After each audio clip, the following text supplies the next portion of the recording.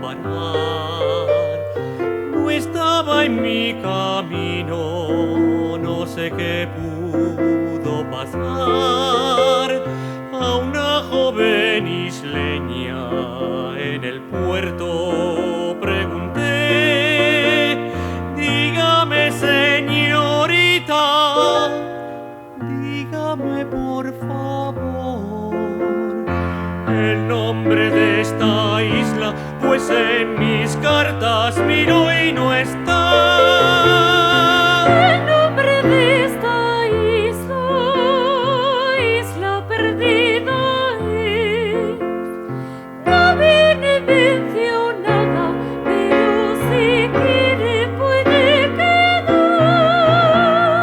Tanta belleza junta es difícil encontrar. Pronto quedé prendado de la joven y el lugar. Aquellos negros ojos